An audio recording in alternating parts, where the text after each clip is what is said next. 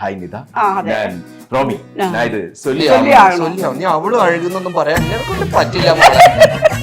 நீங்க எவ்வளவு இவ்வளவு அழகா ஒரு നീ എവിടെ കൊണ്ട് അഴുകു இவ்வளவு அழகா பாத்துக்க அப்படியே തോന്നിയിട്ടേ ഇല്ലേ. നിത ഭയങ്കര റൊമാൻറ്റിക് ആണ്.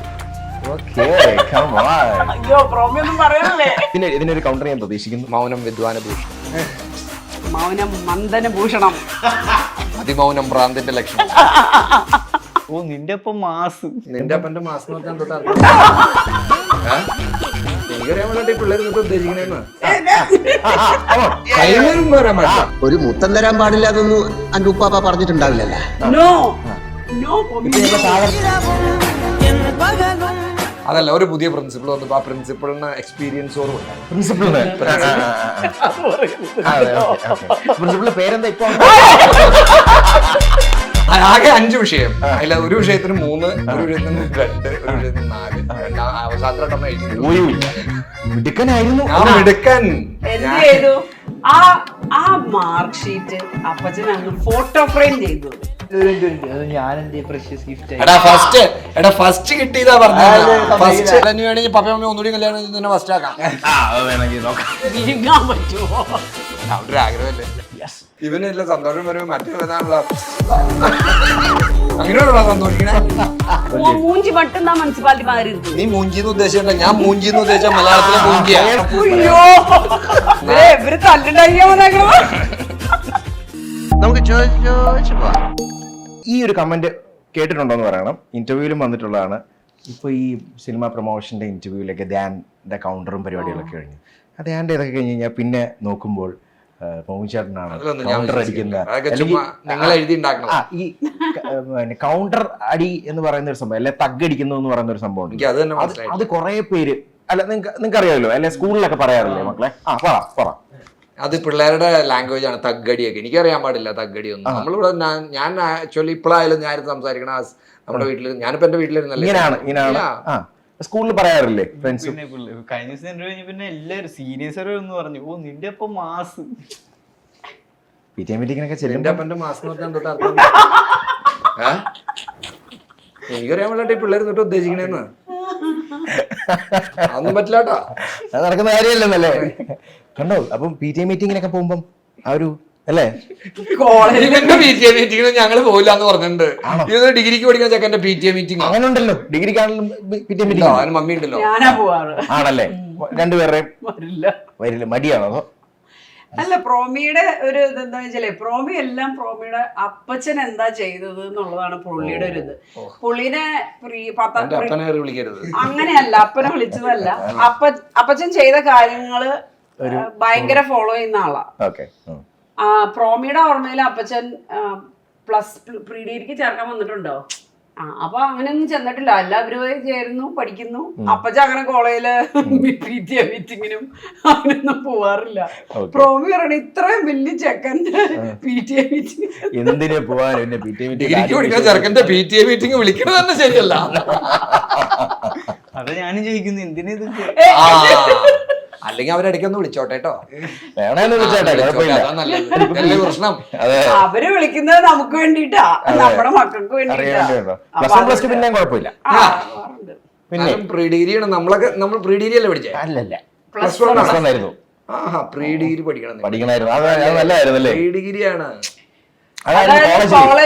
കോളേജ്. ഞങ്ങളൊക്കെ 10 കഴിഞ്ഞപ്പോ തുറന്നു വിട്ടതല്ലേ. പ്രീ ഡിഗ്രിയിലേക്ക് ഇറക്കി കോളേജിലേക്ക് ഇറക്കി വിടുന്ന എല്ലാ സ്വാതന്ത്ര്യമായിരുന്നു ഞങ്ങൾക്ക് കോളേജിൽ. എന്തൊക്കെ ഏറ്റവും കൂടുതൽ അവിടെ എക്സ്പ്ലോർ ചെയ്തൊരു ഏറ്റവും കൂടുതൽ എക്സ്പ്ലോർ ചെയ്ത കാര്യം എന്ന് പറഞ്ഞാൽ ക്ലാസ്സിൽ കയറണ്ടെന്നുള്ളതാണ്. അതാണ്. വേണമെങ്കിൽ ക്ലാസ്സിൽ കയറിയാൽ മതി. അതൊരു വലിയ സ്വാതന്ത്ര്യമല്ലേ? ശരിയാണ്. അത്രയും നാളെ നമ്മൾ സ്കൂളിൽ ഒരു പീരീഡ് പോലും നമുക്ക് കളയാതെ എന്റെ ശ്രീശങ്കര കോളേജ് കാലടിയിലും കൊണ്ട് നോക്കണേ. അവിടെ നീ കേറയോ കേറാണ്ടിരിക്കയോ നിനക്ക് എന്താ വേണ്ടതെന്ന് ചെയ്യാം. പക്ഷെ പ്രോമിയുടെ പ്രീ ഡിഗ്രി ഫസ്റ്റ് ഇയർ ആണോ സെക്കൻഡ് ഇയറിന്റെ ആണോ അപ്പച്ചൻ ഫ്രെയിം ചെയ്ത് വെച്ചത്? ഒരു അബദ്ധം പറ്റി. അതായത് ഇതേപോലെ കേറാതെ പരീക്ഷയുടെ റിസൾട്ട് വന്നു. അതല്ല, ഒരു പുതിയ പ്രിൻസിപ്പിൾ വന്നപ്പോ ആ പ്രിൻസിപ്പിളിന് എക്സ്പീരിയൻസ് ഓർമ്മ ഉണ്ടായിരുന്നു. പ്രിൻസിപ്പിളിന്റെ പേരെന്താ ഇപ്പൊ? ആ പ്രിൻസിപ്പിൾ ഒരു ക്ലാസ് ടെസ്റ്റ് എന്നൊക്കെ പറയും. അത് നടത്തിയിട്ട് ആ പ്രിൻസിപ്പളിന്റെ ഭരണപരിഷ്കാരത്തിന്റെ ഭാഗമായിട്ട് ക്ലാസ് അതിന്റെ ടെസ്റ്റ് ഒന്നും അല്ല, പ്ലസ് വണ്ണിന്റെ പ്രീ ഡിഗ്രിയുടെ യൂണിവേഴ്സിറ്റി എക്സാം ഒന്നും അല്ല. അല്ല, പ്രീ ഡിഗ്രി ആ ഫസ്റ്റ് ഒരു റിസൾട്ട്. അല്ലെന്നേ, അല്ലല്ല, യൂണിവേഴ്സിറ്റി എക്സാം ഒന്നും അല്ല. കോളേജിൽ നമ്മുടെ ഈ ഒരു പരീക്ഷ, അങ്ങനത്തെ പരീക്ഷകൾ പോലത്തെ ഒരു പരീക്ഷ നടത്തൂലോ, അതിന്റെ റിസൾട്ട് ഇദ്ദേഹം ഒരു ഇല്ലന്റില് വീട്ടിലേക്ക് അയച്ചു എല്ലാവരുടെയും. ഈ സംഭവം ഞങ്ങൾ അറിഞ്ഞില്ല. സാധാരണ രീതിയിൽ ഞങ്ങൾ അറിയേണ്ടതാണിത്, ഇത് അറിഞ്ഞില്ല. അല്ല, അറിഞ്ഞിരുന്നെങ്കില് നേരത്തെ പോസ്റ്റ് ഓഫീസിൽ പോയി അത് അടിച്ചു മാറ്റിയാനെ. ഇവര് ഇങ്ങനെ സംഭവം ചെയ്യുമെന്ന് അറിഞ്ഞില്ല. അത് കറക്റ്റ് ആയിട്ട് എന്റെ അപ്പന്റെ കൈ കിട്ടി. അത് തുറന്നു നോക്കിയപ്പോ പുള്ളി അത് തുറന്നു നോക്കിയപ്പോ എന്താ സംഭവിച്ചെന്ന് വെച്ച് കഴിഞ്ഞാൽ 3, 4, 2 A മാർക്കുകളാണ് പറഞ്ഞത്. ആകെ 5 വിഷയം. അതിൽ ഒരു വിഷയത്തിന് 3, ഒരു വിഷയത്തിന് 2, ഒരു വിഷയത്തിന് 4. അവസാനമായിട്ടാണ് എഴുതിയിട്ടില്ല. ഞാൻ മിടുക്കൻ. എന്ത് ചെയ്തു? ആ മാർക്ക് ഷീറ്റ് അപ്പച്ചൻ അങ്ങ് ഫോട്ടോ ഫ്രെയിം ചെയ്തത്. അപ്പച്ചൻ എന്നോട് പറഞ്ഞു, ഓ എന്റെ മോനെ കോളേജ് കൊണ്ടുവന്നാക്കിയിട്ട് ആദ്യമായിട്ട് അവന്റെ ഒരു റിസൾട്ട്, ഒരു ഫലകം എനിക്ക് കിട്ടിയതാണ്. എന്നോട് പറഞ്ഞു ഇതുകൊണ്ട് ഫോട്ടോ ഫ്രെയിം ചെയ്യാൻ പറഞ്ഞു. ഫോട്ടോ ഫ്രെയിം ചെയ്യാൻ പറഞ്ഞ് ആദ്യത്തെ അപ്പച്ചത് പറഞ്ഞിട്ട് പോയി. അപ്പൊ അന്നൊക്കെ അപ്പച്ചനൊരു കാര്യം പറഞ്ഞതാണ്. വൈകുന്നേരം വരുന്നു, എന്നോട് ചോദിച്ചോ നീ അത് ഫ്രെയിം ചെയ്തോ? ഇല്ല. അതെന്താ ഫ്രെയിം ചെയ്യാഞ്ഞേ? നാളെ ഫ്രെയിം ചെയ്തോളണം എന്ന് പറഞ്ഞു. ആ ശരി അപ്പച്ച. അപ്പോഴെൻ്റെ കാര്യം തമാശയ്ക്ക് പറയണമായിരിക്കും എന്നാണ്. പിറ്റേ ദിവസം എന്നോട് ചോദിച്ചു നീ ഫോട്ടോ ഫ്രെയിം ചെയ്തോന്ന് ചോദിച്ചു. ഇല്ല അപ്പച്ച എന്ന് പറഞ്ഞു. ഇറങ്ങിപ്പോൾ കൊള്ളാൻ പറഞ്ഞു. എന്നെ അവിടുന്ന് വൈകുന്നേരമാണ് അപ്പച്ചൻ കട അടച്ച് വരുന്നത് 8 മണി 8:30 നേരത്താണ്. എന്നെ ഇറക്കി വിട്ടു. ഞാൻ കിട്ടിയ ചാൻസ് ആണല്ലോ. ഞാൻ നേരെ ഇറങ്ങിപ്പോയി നമ്മുടെ ഹോട്ടലിൽ പോയി കിടന്നു. അങ്ങനെ ഞങ്ങൾക്ക് ഹോട്ടലുണ്ട്, അവിടെ പോയി കിടന്നു. വെരി നെക്സ്റ്റ് ഡേ പിറ്റേ ദിവസം വൈകുന്നേരം ഞാൻ വന്നു.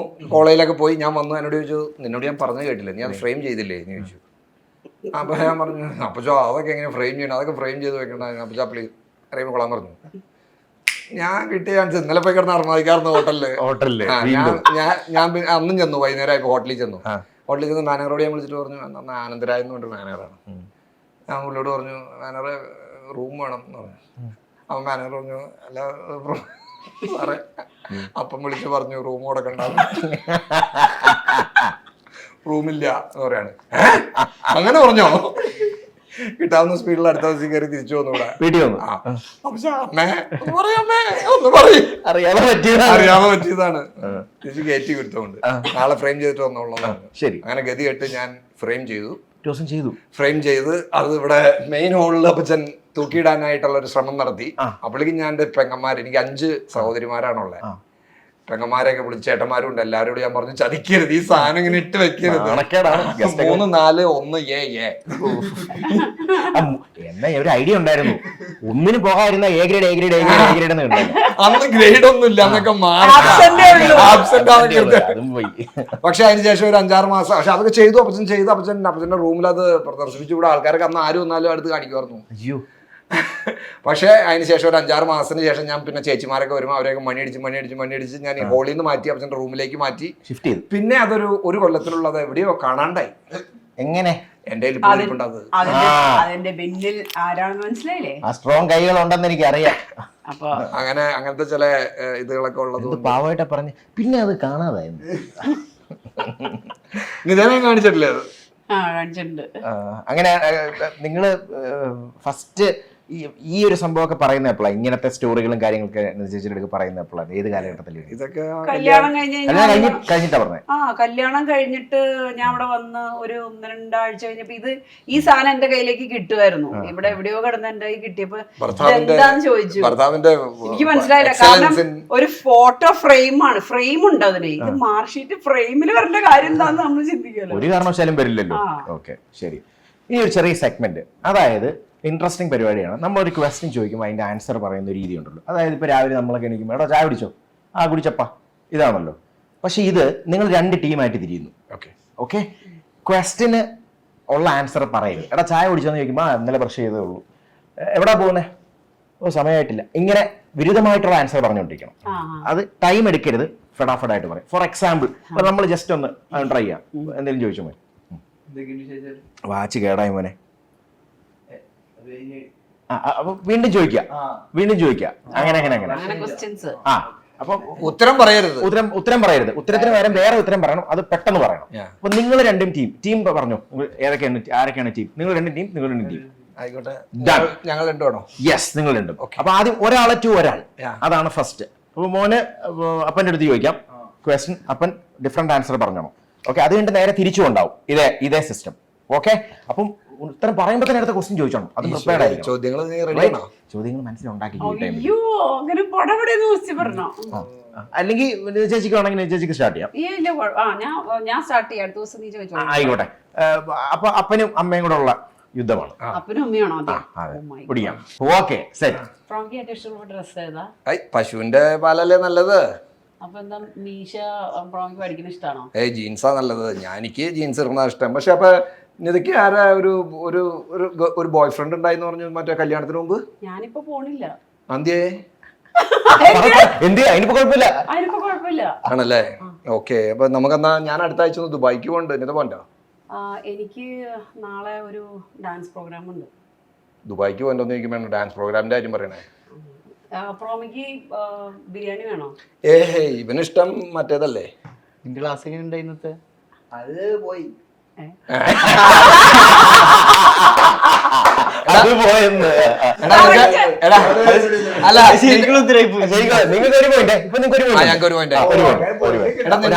നിന്റെ ഒരു ഫ്രണ്ടിന്റെ കല്യാണം അല്ലേ? അല്ല സോറി, ബർത്ത്ഡേ ആയിരുന്നില്ലേ? ചോദ്യത്തിന് ഉത്തരം പറയരുത്. ഇനി ഇങ്ങനെ ചോദിച്ചോണോ കേട്ടോ, അങ്ങോട്ടും ഇങ്ങോട്ടും ആർക്കും ചോദിക്കാം. എടാ ഉത്തരം പറയരുതെന്ന്. വേറെ ഉത്തരം പറയണം. ഓക്കെ, നിന്റെ ഫ്രണ്ടിന്റെ ബർത്ത്ഡേ അല്ലേ? അവന്റെ പേരൊന്നുട്ടാ? എന്റെ ഐഡിയ ചോദിക്കടാ. നിങ്ങൾ ചോദിച്ചോ. പ്രോമി നാളെ എപ്പോഴാ പെരുമ്പാവൂർക്ക് പോണേ? ഞാൻ അതിന് ഇന്ന സിനിമ കണ്ടില്ലല്ലോ. ഓണത്തിന് നാളെ ക്ലാസ്സില്ലേ? എനിക്ക് സുഖമില്ല. തലക്കാണോ? അതിനുള്ള ഉത്തരം പറഞ്ഞപ്പോ എനിക്ക് ക്ലാസ് അല്ല, ക്ലാസ്സിൽ ഇല്ല ആണെന്ന് പറയുന്നതിന് വരെ സുഖമില്ലെന്ന് പറഞ്ഞു. വേറെ ഉത്തരം. നാളെ ഞായറാഴ്ചയാണോ? ഫെബ്രുവരി അല്ലേ? ചോദിക്കടാ.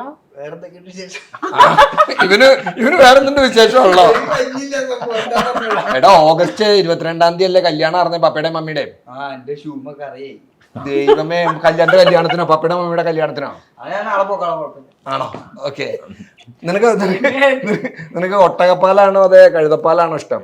ഈ ആകാശത്ത് പ്ലെയിൻ പറക്കുന്നത് സംഭവമാണ്. ആണോ? സോറി ചെയ്യുന്നുണ്ട്. ഇന്നലെ രാവിലെ എന്താ ചോദിച്ചേ? അത് ഞാൻ ഇന്നലെ ഉറങ്ങിയപ്പോ ഒരു സംഭവം. അപ്പൊ എന്താ ഉറങ്ങാണ്ടിരുന്ന്? ഞാൻ പിറ്റേ ദിവസം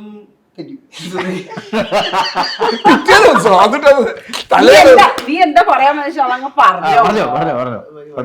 ഇപ്പൊ 1-1 നിൽക്കുന്നു. ഇപ്പൊ ലാസ്റ്റ് ഷോട്ട്. എന്റെ ഗേൾ ഫ്രണ്ട് ഇല്ല.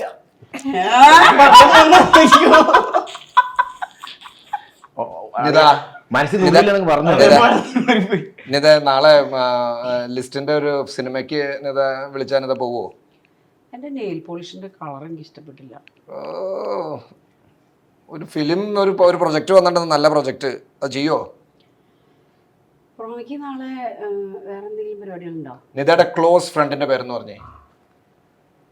എന്റെ ബാഗിന്റെ പേര് MK. ഏകദേശം 1-1 അല്ലെ 2-2 എന്നുള്ള രീതിയിലായി. ഇതെങ്ങനെ പോകൂട്ടോ? ഈ സെഗ്മെന്റ് രസമല്ലേ നിങ്ങളുടെ ഒരു ഇതിനെ ഉയർത്താൻ? ആദ്യം മറ്റേ ബാക്കിലായിരുന്നു മച്ചാൻ. ഇപ്പൊ കേറി വന്ന് അടിച്ചു അവന് അത് കത്താത്തിന് സമയം എടുത്തു, അത്രേ ഉള്ളൂ. ബഹിരാകാശത്തെ പ്ലെയിന്റെ കാര്യം വരെയാ പറഞ്ഞത്. ഓക്കെ. അപ്പൊ ഇനി ഒരു ക്വസ്റ്റ്യൻ കൂടെ എനിക്ക് ചോദിക്കാനുണ്ടായിരുന്നു. കോൾ കേസിൽ ഇപ്പൊ പൃഥ്വി ഹീറോ ആയിട്ടുള്ള ഒരു മൂവി ആയിരുന്നു. ഇപ്പൊ അതിലാണെങ്കിലും ഒരു ക്യാരക്ടേഴ്സ് ലൈക്ക് ഇമ്പോർട്ടന്റ് പരിപാടി എന്ന് വേണമെങ്കിൽ പറയാം. അതിന്റെ കോമ്പറ്റീഷൻ സീൻസ് കാര്യങ്ങൾ, ആ ഒരു മൂവിനെ പറ്റി പറയുമ്പോൾ what is the thing that come first in your mind? ശരിക്കും പറഞ്ഞാൽ നമ്മൾ ഒരു സൂപ്പർ സ്റ്റാറിന്റെ കൂടെ ഒരു ലൈക്ക് കോമ്പിനേഷൻ നമ്മൾ ചെയ്യാൻ പോകുമ്പോൾ നമുക്ക് തീർച്ചയായിട്ടും ഭയങ്കര ടെൻഷൻ ഉണ്ടാവും.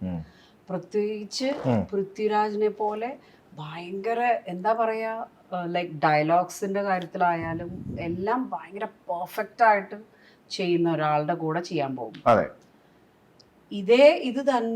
ഇതേ ഒരു ടെൻഷൻ തന്നെ നമുക്ക് ഈ പറയുന്ന ക്രൂവും തരും.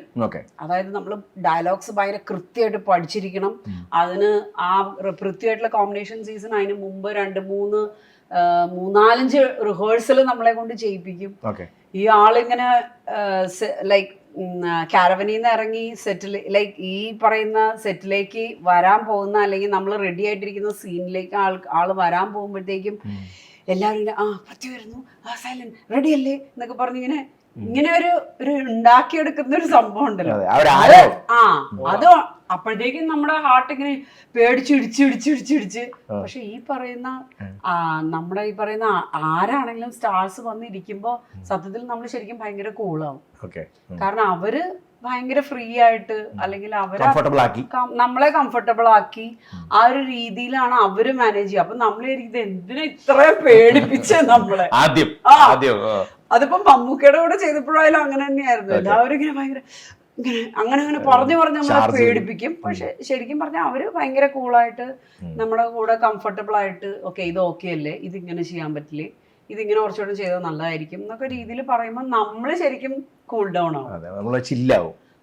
പിന്നെ ഈ പറഞ്ഞ പോലെ ഭയങ്കര പ്രൊഫഷണൽ അല്ലേ പൃഥ്വി. ഇങ്ങനെ 7 പേജും 8 പേജും 10 പേജും ഒക്കെയുള്ള ഡയലോഗ്സ് ഉള്ള ഒരു സീനൊക്കെ ഡയലോഗ്സ് ഡെലിവറി ആയാലും അതൊക്കെ പഠിച്ച് പറയുന്ന കേൾക്കുമ്പോ നമ്മള് സത്യത്തില് സീനൊക്കെ പറഞ്ഞിങ്ങനെ ആഹാ എന്നുള്ള രീതിയിൽ നോക്കിയിരുന്നു. ലൈക്ക് ഭയങ്കര രസമാണ് അവര് പെർഫോം ചെയ്യുന്ന കാണാനും. അത് ശരിക്കും നമുക്കൊരു എക്സ്പീരിയൻസ് ആണ് അവര് ചെയ്യുന്നത് കാണുമ്പോഴായാലും. അതൊക്കെ ഒരു ഇതാണ്. നീ എന്നെ നോക്കി പറഞ്ഞിങ്ങനെ അതെ റോമിന്നൊക്കെ പറഞ്ഞാലുണ്ടല്ലോ പറഞ്ഞാൽ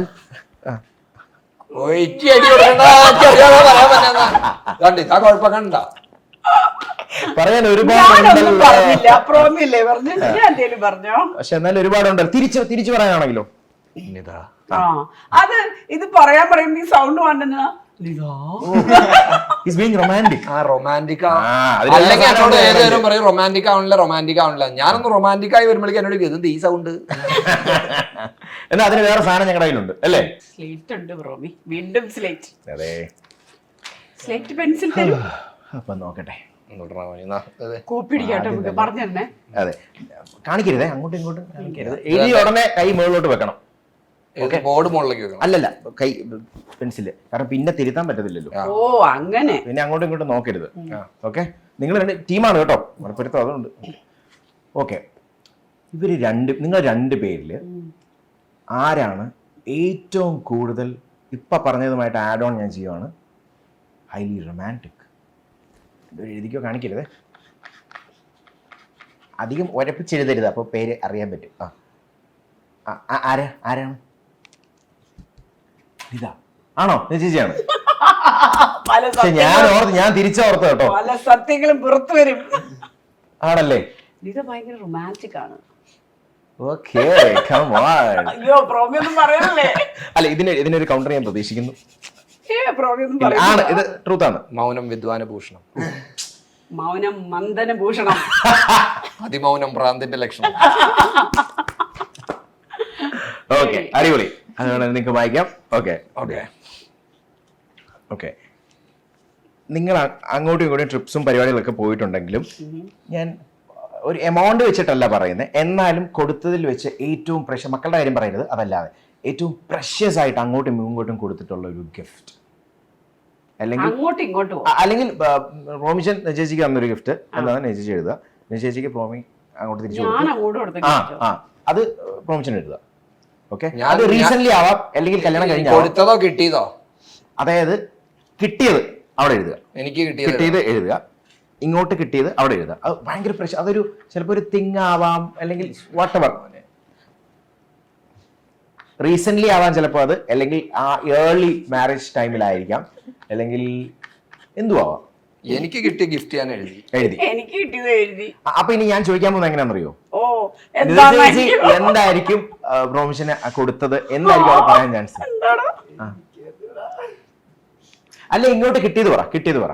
അത് കാണിച്ചു കൊടുത്താൽ മതി. എന്തായിരിക്കും പ്രഷ്യസ് കൊടുത്തത്? ഒരു സാധനം എഴുതിയിട്ടുണ്ട്, എന്തായിരിക്കും കൊടുത്തതിൽ? എനിക്ക് തോന്നുന്നു കാറൊന്നുമല്ല. കാറൊന്നും മമ്മിക്ക് പ്രഷ്യസ് ആയിക്കോളന്നില്ല. അയ്യോ, ഞങ്ങൾക്ക് കാണാം ഇപ്പൊ എന്താന്നുള്ളത്. റിങ് കൊടുത്തിട്ടുണ്ടായിരുന്നു. മച്ചാ സെറ്റ്. പക്ഷെ ഞാൻ എന്താ ഇതെന്ന്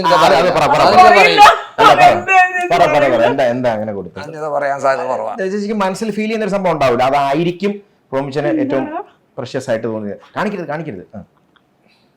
എന്താടാ പറയല്ലേ. നിത തന്ന ഗിഫ്റ്റ് എനിക്ക് അതൊരു ആണല്ലേ, അത്രയ്ക്കും പ്രഷ്യസ്. ആയിട്ട് ഞാൻ അങ്ങനെ പറയരുത്, പെട്ടെന്ന് പറയും, ഡിസ്കസ് ചെയ്യുകയും ചെയ്തു. ക്ലൂ വേണേ വേണ്ടല്ലേ, ആ ചെറിയ ക്ലൂ കൊടുത്തു വേണേ. ഞാൻ കൊടുത്ത ഗിഫ്റ്റ് പറഞ്ഞു നിത ഉമ്മയായിരിക്കും. പ്രഷ്യസ് ഗിഫ്റ്റ് അതല്ല, പ്രഷ്യസ് ഗിഫ്റ്റ് എഴുതിയിട്ടുണ്ട്. കൊടുക്കരുത്, അല്ല കാണിക്കരുത്. ഞാൻ കൊടുത്ത ഗിഫ്റ്റാ വാച്ചായിരിക്കും. ഞാൻ എഴുതിയണതൊന്നുമല്ല, ഞാൻ അതിലേക്കാളൊക്കെ എനിക്ക് പ്രഷ്യസ് ആയിട്ടുള്ള സാധനമാണ് എനിക്ക് ഞാൻ എഴുതിയണേ. കാണിച്ചേ റോണിത്തായിരിക്കും.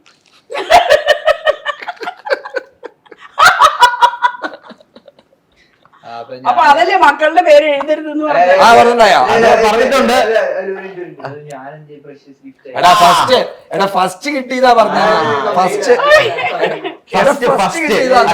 ഞാൻ രണ്ടാമതാണല്ലോ. നീ ഫീലിംഗ്സ് ആവല്ലേ മോനെ, അടുത്തേലും കൈ കൊടുക്കലേ. നമുക്ക് ഇത് അവിടെ ഒരു ചായ കുടിക്കാം വരുന്ന.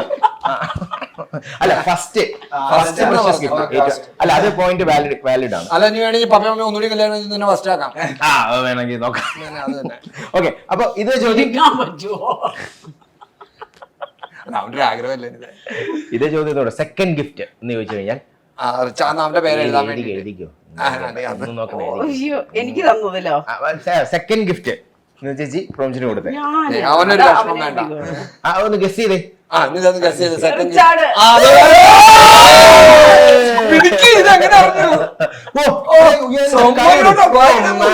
Crazy daddy.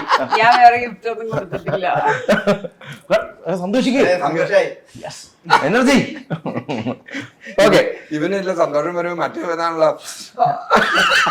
അങ്ങനെയുള്ള സന്തോഷിക്കണേ. എന്ത് എക്സ്പ്രഷൻ ആണ് വെക്കേണ്ടത് നമുക്ക് പോലും അറിയില്ലല്ലേ. അതെ, നമ്മള് കൺഫ്യൂസ്ഡ് ആയിരുന്നു. ചോദിക്കാം, കുഴപ്പമില്ല. രണ്ടെണ്ണം കൂടെ പോട്ടെ, ചോദിക്കാം. ഓക്കെ, ഒരു പ്രോബ്ലം, ഒരു ഹാർഡായിട്ടുള്ള പ്രോബ്ലം ആണ്, പക്ഷെ അത് സോൾവ് ചെയ്യാൻ ഞാനാണ് മിടുക്കൻ. ഒരു എക്സാമ്പിളും പറയണം. മറ്റേ ആ ട്രിപ്പ് പോയതല്ല, അതല്ലാതെ എന്തെങ്കിലും ആവാം. എഴുതിക്കോ, ആരായിരിക്കും?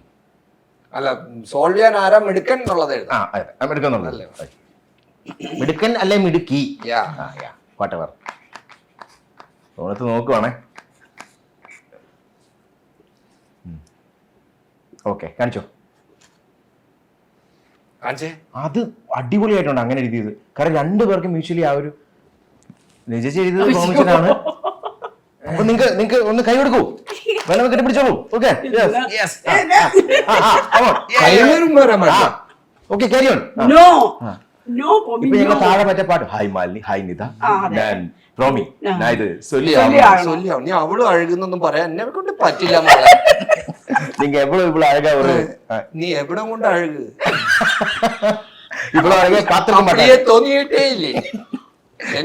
என்னை கொடுமை அண்ணா இது, என்னை மூஞ்சி இது என்ன தெரியுமா? மூஞ்சி மாத்தா முனிசிபாலிட்டி மாதிரி இருக்கு, கண்ணில திமிரம். கவுண்டர் கவுண்டர் கவுண்டர் கவுண்டர் ഇങ്ങനെയൊക്കെ അളിയ റോണിത്തെ കൗണ്ടർ മുനിസിപ്പാലിറ്റി മാതിരി ഇருக்கு. മുനിസിപ്പാലിറ്റി ரொம்ப நல்லது, பஞ்சாயத்து தான் கீழே, முனிசிபாலிட்டி அதுக்கு மேல. அப்படிதான், அங்க ஒரு பாசிட்டிவ் இருக்கு. நீதான் பஞ்சாயத்து. இப்பதானே சொல்லி முனிசிபாலிட்டி மூஞ்சி மட்டும் தான் முனிசிபாலிட்டி மாதிரி இருக்கு. നീ മൂഞ്ചിന്ന് ഉദ്ദേശിച്ചില്ല, ഞാൻ മൂഞ്ചിന്ന് ഉദ്ദേശിച്ച മലയാളത്തിലെ മൂഞ്ചിയാ. ഞാൻ മലയാളത്തിലെ മൂഞ്ചിതാ ഞാൻ ഉദ്ദേശിച്ചേ. മലയാളം മലയാളം தமிழ்ல சொல்லு. தமிழ்ல ஏதாவது சொல்லுனா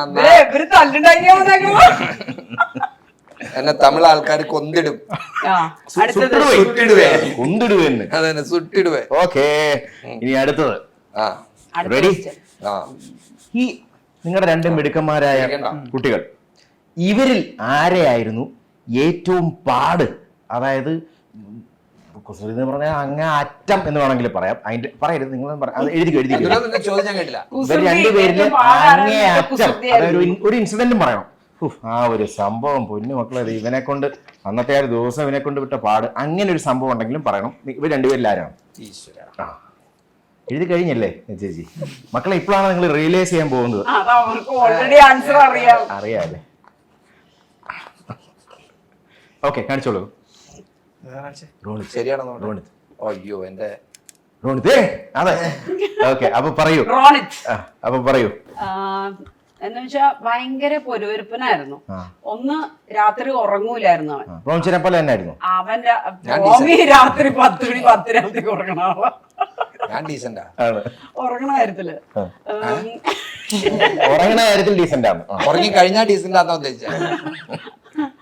അവൻ ഇങ്ങനെയാന്ന് വെച്ചാൽ ചെറുപ്പത്തില് ഉറങ്ങില്ല, രാത്രിയായ അവൻ ഉറങ്ങണ്ട. അപ്പൊ നമ്മൾ ഇവനെ ഉറക്കാൻ വേണ്ടി ഇങ്ങനെ കിടന്ന് ഉറങ്ങി നമ്മൾ ഉറങ്ങണല്ലാതെ അവൻ ഉറങ്ങൂല. പിന്നെ ഭയങ്കര പൊരുവരുപ്പനായിരുന്നു. അല്ല, ഭയങ്കര പൊരുവരുപ്പനായിരുന്നു. ഒരു മിനിറ്റ് നേരെ ഒരു സ്ഥലത്ത് അനങ്ങാതിരിക്കില്ല, ഒരു സ്ഥലത്ത് നിർത്തിയാ നിക്കില്ല. അപ്പൊ അന്ന് ഇവിടെ ചേട്ടന്റെ മക്കളൊക്കെ ഉണ്ടായിരുന്നു നമ്മുടെ ഇവിടെ വീട്ടില്, കസിൻസ് ഒക്കെ ഈ വീട്ടിൽ തന്നെ ഉണ്ടായിരുന്നു. അതില് ഒരു മോളെ ഭയങ്കര പോണ പോക്കിന് ഒരൊറ്റ ഇടി എടുത്തിടുവോ. പിന്നെ പേന മനസ്സിലാക്കി എടുത്ത് തലേമര ഒറ്റ കുത്തു കൊടുക്കും. പോളിയുടെ മക്കളെ ആണല്ലേ? അല്ല അങ്ങനെ ഹെലൻ നിക്കോള്. അങ്ങനെ ഭയങ്കര പൊരുവരുപ്പും ഭയങ്കര കുസൃതിയായിരുന്നു അവൻ. Active, very active. മമ്മിയുടെ പോലെ. അതേപോലെ ഇവനെ ഉറക്കണമെങ്കിൽ കുഞ്ഞിലേട്ടോ, അതായത് ഒരു 1.5-2 വയസ്സ് വരെയൊക്കെ ഉറക്കണമെങ്കിൽ നമ്മളിങ്ങനെ പിള്ളേരെ സാധാരണ നമ്മൾ ഇങ്ങനെയൊക്കെ ആട്ടിയൊക്കെ ഉറക്കാറുണ്ട്. ഇവനും അങ്ങനെയൊന്നും ഉറക്കിയാൽ പോരായിരുന്നു. ഇവന് ഇങ്ങനെ ഇട്ട് കുലിക്കണം. അയ്യോ എന്ത് പാടുപെട്ടെന്ന് അറിയോ. ചില ദിവസം രാത്രി ഉറങ്ങാൻ വേണ്ടിട്ട് നമ്മൾ കുണ്ടും കുഴിയുള്ള വഴിക്കടെ കാറിൽ പോകും. ആ കുലുക്കം വേണം. പിന്നെ ഞാൻ വേറൊരു തൊട്ടില് മേടിച്ചു, ഇങ്ങനെ സ്പ്രിങ് ഉള്ള തൊട്ടില്. അതും അതായത് നമ്മളിങ്ങനെ ഇങ്ങനെ പതുക്കെ ഇങ്ങനെ ആട്ടി ഇങ്ങനെ ഉറക്കണമായിരുന്നു. ഇവനെ ആട്ടണ എങ്ങനെയാണെന്നറിയോ, നമ്മള് ഈ ഒരലിമൊക്കെ ഇടിക്കൂലേ, അതേപോലെ ഞാൻ ഇങ്ങനെ സ്പ്രിങ്ങുള്ള സാധനം വെച്ച് ഇങ്ങനെ ഇടിച്ചു ഉറക്കണമായിരുന്നു. അപ്പൊ അങ്ങനത്തെ ഒരു പരിപാടി ഇപ്പൊ ഇവന്റെ മാറിയില്ല, അവന്റെ തുടങ്ങി. ഓക്കെ, അപ്പൊ എന്തായാലും thank you so much.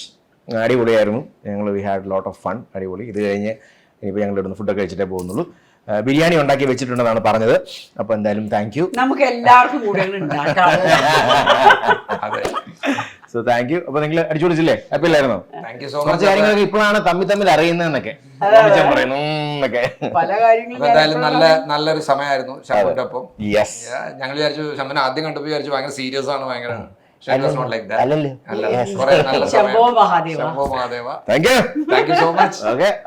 Very best. അടിച്ചു പൊളിക്കുക. ഇത് കഴിഞ്ഞ് ഇവർക്ക് എവിടെ പോകാനുണ്ടല്ലേ? All the very best. പിന്നെ നമുക്ക് കാണാം. Thank you. We had fun. U